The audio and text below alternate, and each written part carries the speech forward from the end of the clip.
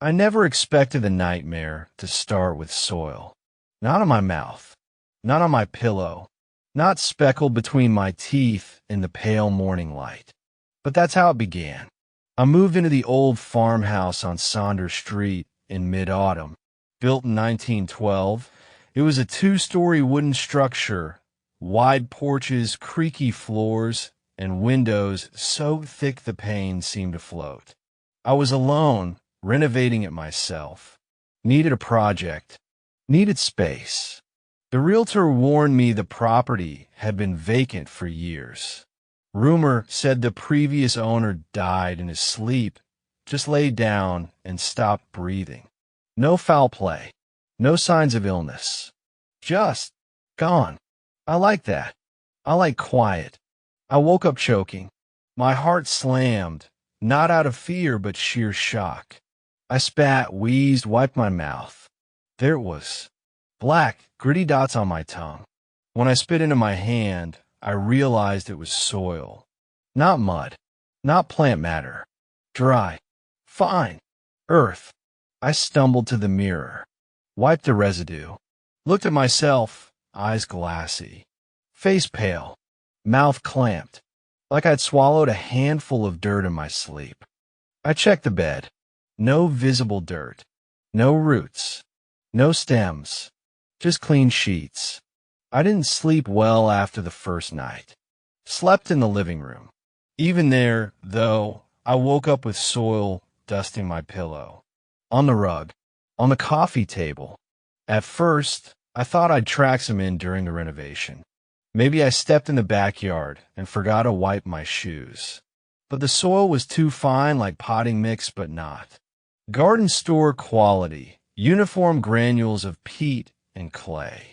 I swept obsessively, vacuumed plaster dust, but the dirt kept reappearing.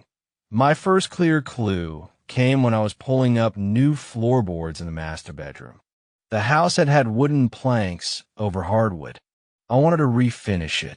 Midway across the room, I pried up a board. Underneath, the earth. Dark brown soil. Packed, undisturbed. Like a layer of earth had pushed into the house, membrane thin. I traced my finger across it, right down the center through the joists. Under the subfloor, the soil moved when I touched it. A thin trail. I pulled back. That night, I slept in my car. I stayed in the driveway. Engine off. Headlights dim. I slept for maybe 3 hours. Woke with my mouth parched. And there it was again. Soil. Gram by gram. Dry brown earth caked between my lips. In my mouth. Under my tongue. I gagged. Tore the visor mirror down and inspected my teeth. Every surface had specks of earth. I talked to Mrs. Donnelly, 79 years old, across the street. I asked about the house's history. She told me about Martin, the previous owner.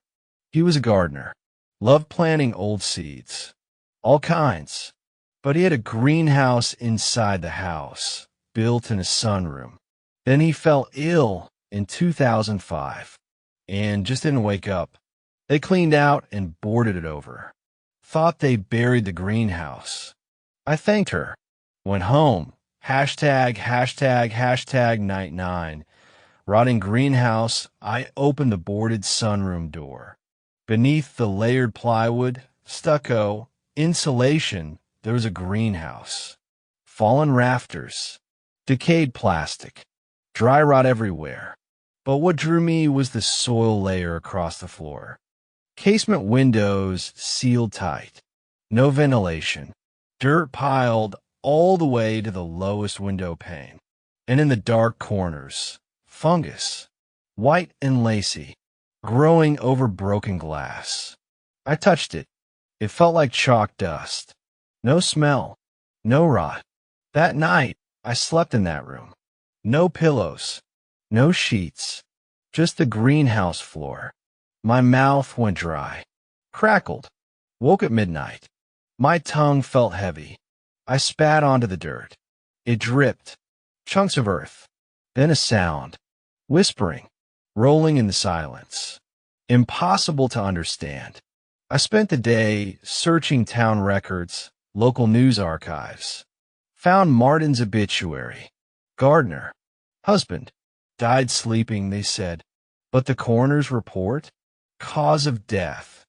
Asphyxiation by soil inhalation. That stayed buried under an A. I returned to the greenhouse, flashlight in hand. I traced the soil line around the perimeter. Found a grate under the floorboards. Pulled it and saw a dark hole. A tunnel. Wet soil walls. Too small to climb. But I leaned in. It breathed. A draft rising. I tasted the air. It was the taste of night. Of chill earth. I almost stepped in. Something whispered. Come deeper. When you taste soil enough nights in a row, something changes in you. You stop thinking of it as dirt. You start to wonder how much is inside you already. After I found the grate under the ruined greenhouse floor, I barely slept. The tunnel beneath, it was narrow, a shallow dip in the earth lined with damp roots, and a whispering draft that carried words I couldn't understand. Not quite a voice. Not wind either. More like something passing through my thoughts, using them as pages. When I shined my flashlight down into the hole, the beam hit something wet. It moved, not like an animal, but like a root twitching awake. The dirt wasn't just shifting. It was pulling itself toward me. When I woke the next morning, again with soil in my mouth, I noticed something new. Footprints. Not mine. Bare, thin feet. Too long. Toes spaced wide. Tracked from the greenhouse door into the hallway. And worst of all, they were drawn in soil. Not pressed into it. No indentations. Just perfect outlines like someone had painted them on from the inside of the wood grain. I ran my fingers along one. It smeared into black dust. Felt gritty and cold. That evening I threw a duffel bag together, laptop, keys, wallet, a few clothes. I made it to my car before I realized the soil was already there, sprinkled across the driver's seat, clinging to the inside of the windshield. There was a line of dirt along the rim of the steering wheel, as though someone had held it overnight. I hadn't driven in 3 days. I started the ignition. The dashboard lights flickered, then died. The car wouldn't turn over. As I sat in silence, something shifted in the back seat. A soft thump. I didn't turn around. I moved my bed out of the house and into the barn. I swept the loft floor until it was clean and covered it in plastic sheets. But at 3:11 a.m., I woke gagging. A thick clump of wet soil was lodged behind my molars. I rushed to the barn sink. I hacked and spit and sobbed. Black water trickled down the drain. Then I looked in the mirror, and I saw the shape of something behind me. Just for a moment, a figure standing upside down. Head angled backward, mouth full of soil, smiling. But when I turned, nothing. I drove to the next town and visited the urgent care clinic. I told them I thought I was inhaling something toxic from old insulation, maybe mold spores. The doctor ran tests. Blood, saliva, CT scan. Everything came back, technically normal. Except one thing. There's some dense material in your upper sinuses, she said. Could be dry blood or, I don't know, particulate matter. You work in landscaping. I didn't answer. She gave me a prescription for an antifungal spray. I never used it because that night I vomited up a seed. It wasn't a plant seed I recognized. About the size of a marble, smooth and white, with faint red veins running through it. It smelled like blood and crushed leaves. I wrapped it in foil and put it in the freezer. The next morning it was gone. Just a trace of soil inside the empty wrapper. I didn't sleep after that. I couldn't. Every time I blinked too long, I'd hear scraping in the floorboards. Not rats. Not pipes. Something clawing upward. I set up my phone to record myself sleeping. Used an app that triggered recording based on movement or sound. That morning, I reviewed the video. 4:13 a.m. The screen showed me sleeping soundly, until something began to rise behind the couch. At first, it looked like a shadow. Then, unmistakably, soil lifted from the floor in the shape of a person. A person bent backward, their arms twisted at wrong angles, head dragging across the ceiling like they were crawling upside down in reverse. They leaned over me, and I whispered something. Not in English, not in any language I knew, but the lips moved, and then the figure crumbled into dust. I dug. I don't know why. Maybe I thought I could find the tunnel's end. I pulled up the old greenhouse floorboards completely. Beneath them, more soft soil, deeper than before. I dug for hours. My fingernails split. Then I found it. Wood. A box. About the size of a child's coffin. I didn't open it, because the moment I touched the lid, I heard a voice from behind me. My own voice. This is where you sleep now. I received a letter with no return address. Typed on yellow paper. One sentence. You swallow soil because that's where it wants to return. No postage. No stamp. Folded neatly. It smelled faintly of moss. I woke outside, fully clothed. Soil caked into the creases of my lips. I was lying in the greenhouse with my arms at my sides. When I sat up, I saw it. A circle of white flowers had bloomed around me. They hadn't been planted, and they were all facing inward, toward me. There was a kind of silence in old soil, not peace, not emptiness, but a silence that listens. And it was listening to me.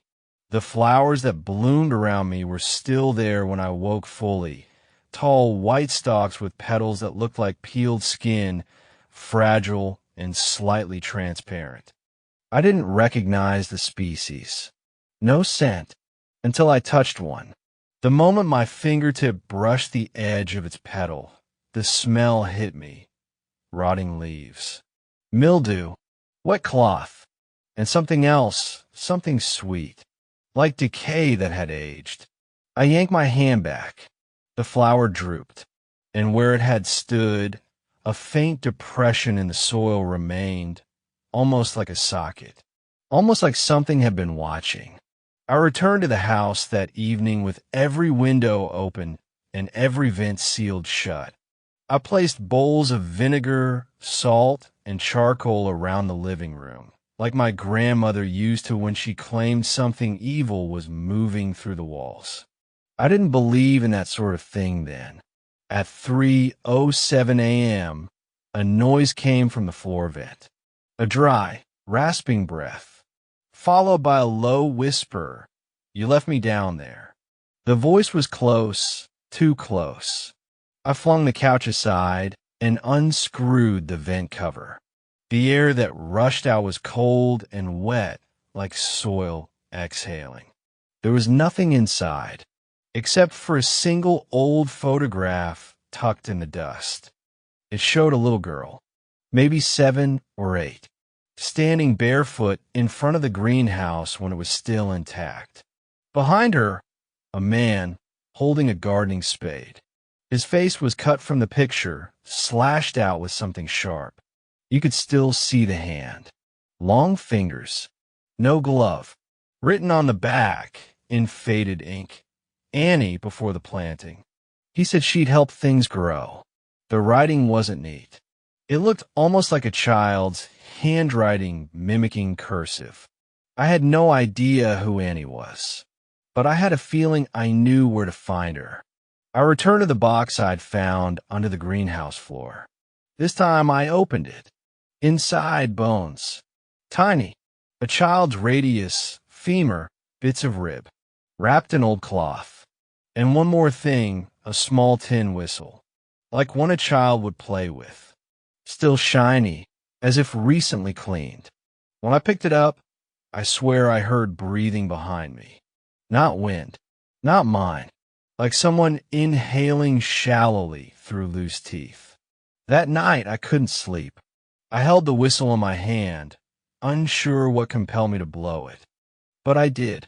3 short notes, high-pitched, shrill.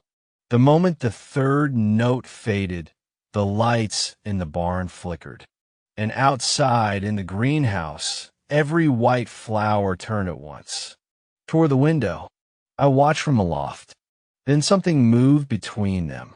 Not walked, moved. It was crawling under the soil, making the flowers shake in its wake. A line of earth shifted, right to the door. I went back to Mrs. Donnelly's house, told her everything. She stared at me for a long time before whispering. Annie was real. Martin's daughter. His wife died giving birth. He raised Annie alone. She paused. They buried her right under that greenhouse. Said it was a stillbirth. But some of us knew. She was seen playing in that garden weeks later. Until one day, she was gone. Martin said she'd gone to help things grow. Then she closed the door. I heard her lock it. I recorded myself again that night. At 4:02 a.m., the audio picked up a high-pitched hum, like a child singing softly, tunelessly. Then something whispered beside the mic. He buried me. Now I grow. I scrubbed the footage forward. At 4:05 a.m., my body lifted off the bed by 3 inches, like something under the mattress was pushing up. Then my mouth opened. Soil poured out. For 11 seconds, and then I whispered, "Feed me." I started digging. Again, back in the greenhouse, I returned to the exact place the soil had shifted after I blew the whistle. 3 feet down, I found a small wooden board. Below that, a hollow chamber. I climbed down with a flashlight. The space was only 5 feet wide, no taller than my shoulders. But the walls were carved, etched with thousands of tiny figures, all bent backward at the waist, upside down, their mouths open, tongues out, and between them, at the center of the chamber wall, a carving of a little girl, holding a whistle, smiling. She had no eyes, only holes where something had burrowed in. At 3:44 a.m., I woke with dirt under my eyelids. I screamed until I puked. But what came out wasn't soil. It was roots, thin white like bean sprouts, still wriggling. That night, the walls of the barn began to creak, low groans, as if something was twisting inside them. I heard crawling in the rafters, something above me, but also beneath. I pointed my flashlight upward and saw handprints across the wooden slats. Small, soil-stained. Then I heard it behind me. I'm almost through. Some nights, I sleep with my head against the floorboards, listening. I don't know why. It's like something inside the wood is breathing with me now. I never had a basement. The house had been built on a slab, with only a small crawl space under the rear bedroom. But that morning, I woke to find a door in the hallway floor. A wooden hatch I'd never seen before, built from slats that matched the rest of the old pine floors perfectly, aged, warped, splintered. But I knew it wasn't there the day before. There was a rope handle tied like a noose. I stood over it for a long time, hearing scratching from beneath. I didn't open it. Not yet. The trail camera I had hidden in the greenhouse, motion-activated, night vision, captured 33 triggers in one night. Each photo showed the same thing. The white flowers still as death. Except one photo. Frame 14. A child's face was peeking just above the edge of the garden bed. Eyes blacked out. Soil smeared across her cheeks like war paint. She was smiling, her mouth full of dirt. She wasn't looking at the camera. She was looking at me. The lens was facing my house. I went back down into the carved chamber. The girl etched into the wall now had hands. I was certain they hadn't been there before. They were reaching outward toward me. One held the tiny tin whistle. I looked down at the real whistle, still in my pocket. It felt warm. Something had grown through the wooden floor of the chamber, a thick root, spiraling upward from the soil like a coiled spine. It pulsed faintly when I touched it, and from deep below it, I heard something move. Not just a shuffle, a cough, like something waking up. I had a dream, or so I thought. I was walking through the greenhouse, but it was pristine. No rot, no broken glass. Fresh flowers bloomed in rows. A little girl in a white dress stood barefoot among them. She turned to me and smiled. Her eyes were empty sockets. She handed me a dead sparrow. Its feathers were soaked in mud. Then she opened her mouth, leaned close, and whispered my full name. My real name. The one I'd stopped using 20 years ago after a childhood accident. I woke up on the greenhouse floor. Mud in my ears. The dead sparrow in my hand. I dug into town archives. Old property records showed that my house had once belonged to a Martin Tisdale who lived here from 1964 to 1981. Records list his daughter, Annabelle, born in 1972, died 1973, except the obituary listed her cause of death as accidental suffocation in bed. No funeral was recorded. No burial plot. I checked old newspaper clippings. In 1975, neighbors filed complaints of unnatural smells, animal screams, and childlike laughter at inappropriate hours from the property. No action was taken. Martin vanished in 1981. The property was sold to the bank. Then me. I didn't mean to. I woke up with it in my hand mid-note. The sound was different this time, deeper, like it had learned something new from me. The lights dimmed, and the floor began to breathe beneath me. I could feel it rise and fall, pulsing gently like a chest. And from the cracks between the boards, fingers slid upward, small, soil-stained, searching. I leapt from the bed, and they retracted, but not before one touched my ankle. I felt it in my bones, a sudden, cold jolt. My teeth ached. My left molar cracked. I pulled the molar out. It wasn't mine anymore. It was hollow, light as a seed pod. When I split it open, something tiny fell out. A worm, but not like any worm I'd seen. It had eyes, and a little slit for a mouth, always opening and closing. I crushed it beneath a glass. It screamed, not out loud, but I felt the scream, like it was inside my eardrums. I stood over the hallway hatch again. This time, it wasn't closed. The rope handle was upright. The door cracked open an inch. Soil had spilled onto the floor around it. From beneath, I heard humming, a child's voice barely audible. Under the dirt, where the bones grow teeth, the mouth you feed will never sleep. I shut the hatch and nailed it shut with a hammer. But I knew it wouldn't hold. The house was remembering too much. Mrs. Donnelly left a note in my mailbox. Scrawled in trembling cursive, we told them not to dig. That land was meant to be left fallow. They've buried her where the roots drank deep. But she didn't rot. She waited, and the earth got hungry. Attached was a photograph I'd never seen. A group of 5 children sitting in a garden. One of them was Annie, but the 5th child, it was me, 10 years old, gap-toothed, grinning. The same smile I remembered from before the accident. But I'd never lived in this town before. I bit my tongue in my sleep, woke up with blood in my throat. Except when I spat, it wasn't red. It was brown, thick clay-like. I looked in the mirror, and something inside my throat moved. I screamed. The sound that came out was a child's laughter. Not mine, not anyone's. That night, I opened the hatch again, because something inside me told me, it's time to go under. It was a sound I've only heard once in my life. It's the sound of roots screaming. It doesn't come from the earth. It comes from what the earth tried to hold down.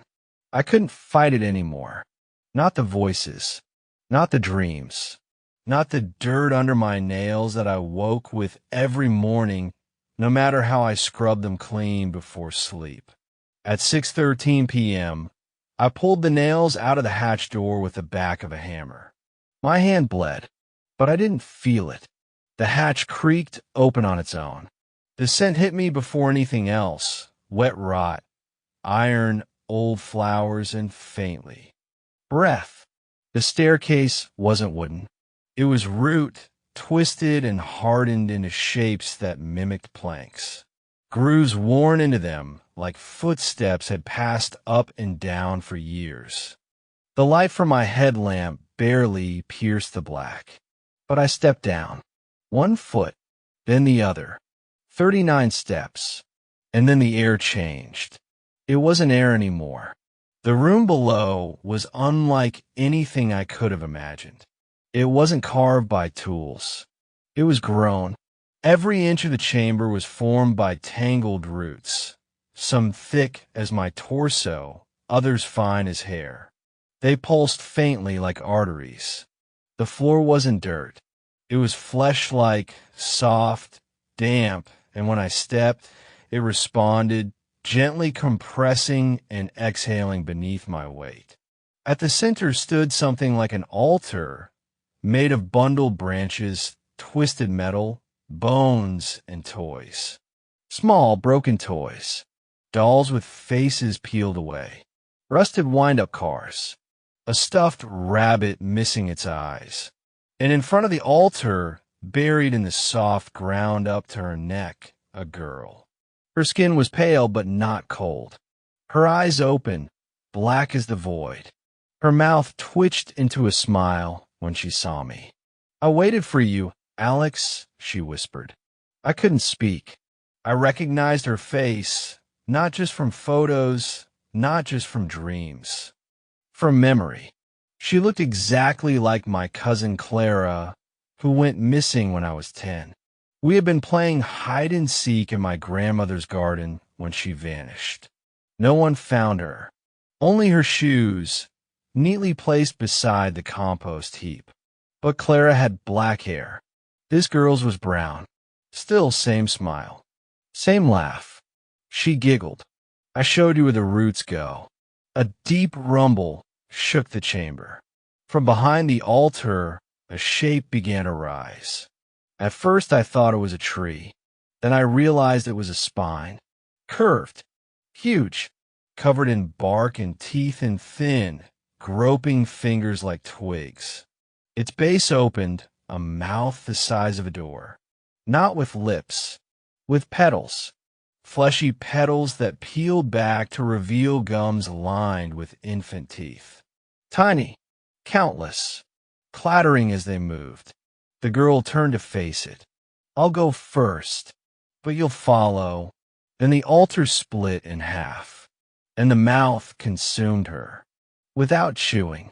Without blood. Just swallowed. I don't know how I got out, but I woke up on the lawn. The hatch was gone, like it had never been there. So was the greenhouse. Where it stood, now, just a flat patch of scorched grass. I went to my sink to wash my face. When I turned on the faucet, soil came out. Black thick, with roots squirming in it. Then a tiny eye. It rolled into the sink and blinked up at me. I reviewed the footage from my trail cam one last time. Nothing from the night before. Just one image. Time stamped 3:33 a.m. A still shot of me standing in the greenhouse. Eyes rolled up, mouth open, and pouring from my mouth, not dirt, not blood, but teeth. Dozens of tiny, baby teeth. The caption under the photo read, "He opens the mouth now." I didn't add that. A package came today. No return address. Inside was a manila envelope. Within it, one photograph. Glossy. Old. It showed my family. My father, my mother, and me. Only, not the me I remember. This version of me had black holes for eyes. And in the background of the photo, barely visible at the edge of the frame, was the girl from underground. Clara, Annie, both, neither. Behind her, barely seen, the outline of the feeding mouth. Its petals were open. It was smiling. I began pulling at my gums. I don't know why, but something wanted out. I found one soft spot behind my molars. When I pressed, it split open. Inside, a tiny white root, curling outward, already branching, already reaching. I don't think I'm supposed to leave this place. This land remembers, and so do I now. Every night, I wake with dirt under my tongue. Every night, I hear her whisper, mouth to soil, soil to mouth. What grows in you never dies. I no longer dream of silence. Now I dream of gnawing, from beneath, from within. I can't remember the last time I slept without waking up coughing. Some mornings I find soil under my fingernails. Other times it's in my teeth, packed behind the molars like a plug, as if I've been gnawing roots in my sleep. My gums bleed brown now. My tongue tastes like mulch. And last night I found something else. A fingernail. Not mine. Not even human. It was longer than it should have been, curved like a hook, with a blackish hue and veiny ridges like bark. I found it resting on my chest when I woke up gasping.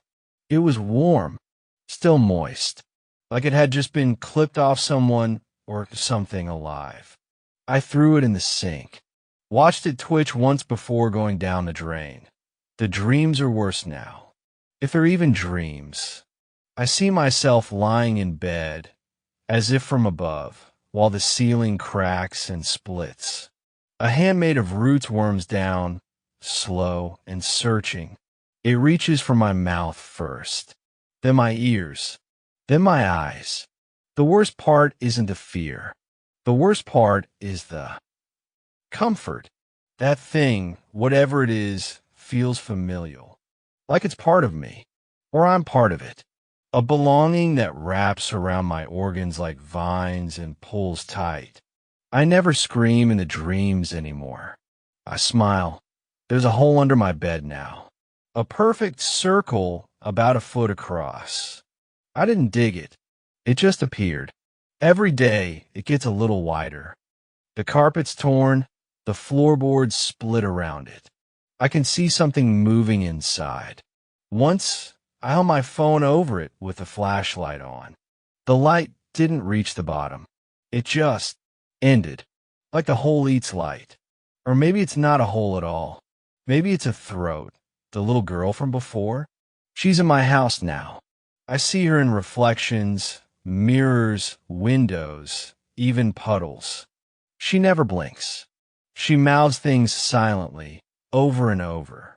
Last night, she wrote something in the steam on my bathroom mirror. Spit me out. When I wiped it away, I saw the mirror was cracked from inside. The glass had bowed outward, as if something had pressed against it from the other side. The air inside the house feels thicker now, more humid, like something's growing. My wallpaper's peeling on its own. Mold blooms in places I've scrubbed with bleach. And there's this smell, sweet at first, almost floral, then it curdles into something sour, like meat left too long in the sun. I called the plumber. He lasted 9 minutes before leaving. Didn't even ask to be paid. Just looked pale and said, "Your pipes are." Wrong. That night, the taps ran mud. I brushed my teeth anyway. I think I'm past resisting now. I got a package yesterday. No return address. Inside was a Polaroid of me sleeping. I don't own a Polaroid camera. I haven't had guests. The timestamp says tomorrow. The soil doesn't frighten me anymore. It speaks to me in pulses, in heat. It hums through the floorboards at night. When I press my ear to the ground, I can hear everything, roots slithering, bones cracking, something suckling. I used to think this was a haunting, but this isn't something that came to torment me. This is something that grew here, waited, chose me, and now I understand. I was never the victim. I was fertilizer. So when you wake up tomorrow and find dirt in your mouth, don't panic. When your shoes are filled with worms and the pipes groan with something wet, don't run. When the floor softens beneath your bed and you hear breathing from below, just lie still. Because I'll be there soon. You next. You'll wake up with soil in your mouth. Like I did.